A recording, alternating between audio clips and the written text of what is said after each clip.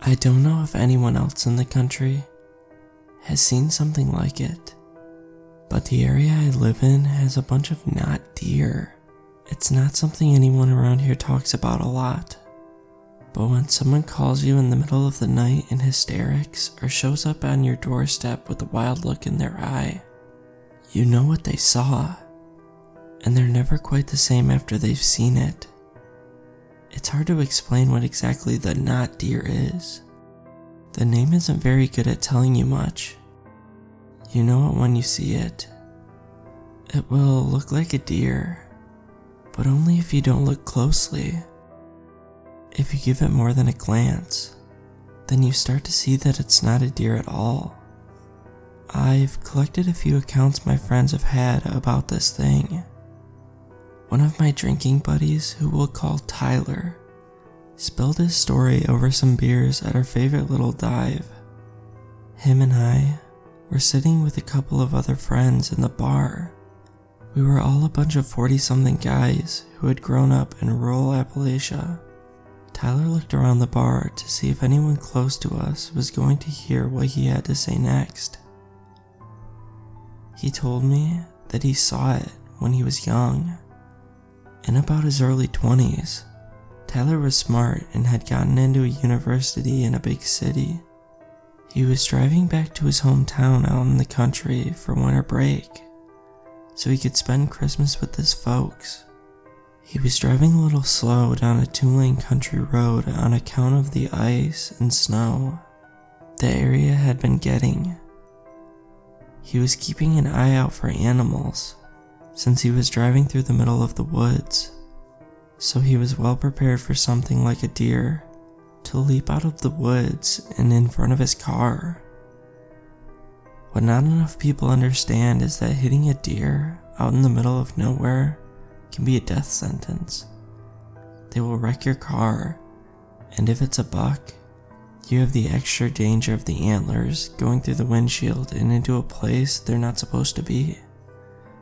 So it's understandable that Tyler slammed his brakes when he saw the deer. He came to a stop about 20 feet in front of it. Tyler sat there waiting for the deer to move out of his way. He told me that at first it looked like any other normal deer, but he slowly started to realize that something was off about it. Tyler told me that the deer didn't get out of the way immediately. He said it was wobbling on its legs like a newborn. It took a shaky step forward and then another, and then it began to walk more confidently until it was out of the way of the truck. As the deer was walking, Tyler realized that what was off with the deer was its legs. I asked him what about them was off, but he just shook his head. "I don't know, man," he said. "There were either too many bends in them or not enough. It was just wrong. Wasn't made right." Tyler said that as soon as he noticed this, he became more afraid. He said his heart felt like it sunk into his stomach. After the deer got out of the car's way, it stopped in its tracks. Then its head turned around to face Tyler. "It looked too smart," Tyler said. "It wasn't looking at me, it was looking into me." Tyler put the pedal to the metal, not caring about the ice and the snow on the road. He said he kept up that speed for 5 minutes. His heart was beating hard against his chest, and he had to take deep breaths to get himself to calm down. After Tyler finished his story, we were all silent. Then one of my other friends, who we'll call Jamie, spoke up. "I've never seen it," Jamie said in a voice that made me think he was lying, "but my dad has." Jamie said that it happened when he was a teen. His dad was going to the outhouse in the middle of the night. Jamie's dad brought a flashlight with him so he could see where he was going. He got from the house to the outhouse just fine, but when he was walking from the outhouse to the house, he shined the flashlight into the nearby tree line. Standing just at the edge of the tree line was a deer. The deer's eyes reflected the light of the flashlight back at Jamie's dad, making it appear as though the deer's eyes were glowing. It's something that happens with all deer and all lights, but it can still be unnerving. The deer ran off after a few seconds. Jamie's dad started walking back towards the house when he heard rustling in the trees. He shone the flashlight at the tree line again. According to Jamie's dad, there were deer standing about 5 feet apart from each other, up and down the tree line. They were standing still, just looking at him. Jamie's dad got spooked and booked it back to the house. The next morning, Jamie and his dad had to go into town for supplies. His dad told Jamie all about what happened during the drive, but Jamie said as he told the story, his dad seemed to get more unnerved, more scared. When he got to the part with all of the deer standing in line, he paused. You know, something about those deer wasn't right, besides the obvious. Jamie's dad was silent for a bit before he said, "It was the eyes. They didn't glow, and their faces, they were wrong. Didn't look like deer." "What do you mean?" Jamie had asked his dad. "It was like someone had to make a deer's face from memory, and then you stuck it on an actual deer's body."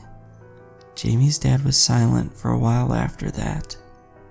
It was only when they pulled into the store in town that Jamie's dad spoke up again.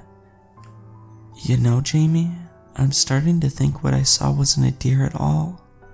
Once again, our group of friends was silent. We drank our beer for a while. Then Kyle spoke up. "I've got a story." Kyle was a laid-back guy, never really partied, never complained about his job, and was never really one to strike up the conversation. He was usually the proverbial third wheel in the group. Kyle said that this happened maybe 3 years ago. He ran a hardware store in town and had fallen on rough times. He decided to travel to the city to go to a business seminar being given by one of those so-called gurus to try and get his store out of the red. He was driving on a country road towards the city when the deer ran out of the woods and in front of his car. Kyle slammed on the brakes and was able to stop before he hit the deer. The deer swiveled its head around to face Kyle. Kyle said, "It was like Tyler said. It wasn't looking at me, it was looking into me." Kyle just sat there looking at the thing, waiting for it to get a whiff of the smell of the truck or him and run off. But instead, it walked up to the car. It raised its front legs and planted its hooves on the hood of Kyle's truck. The deer just sat there, towering over Kyle. It looked down at him, staring directly into his eyes. Its breath was real heavy and raspy, Kyle said. Sounded phlegmy to me, like it was attempting to bring something up. It was terrible. My heart went into my throat. I just felt like something was going to happen if I just stayed there, so I did what I had to. Kyle said he pressed down on the accelerator. The deer lost its balance and went under the truck. The truck buckled and rocked as it rolled over the deer's body. Once it was up and over, Kyle slammed the accelerator and tried to drive away as quickly as he could. As he was driving away, Kyle looked in his rearview mirror. He could see the deer shaking, but it managed to stand back up on its hind legs. If you're ever driving through the eastern part of the country on an isolated road, keep an eye out for these things. They're a part of the forest here, and they won't mess with you if you don't mess with them. Drive safe.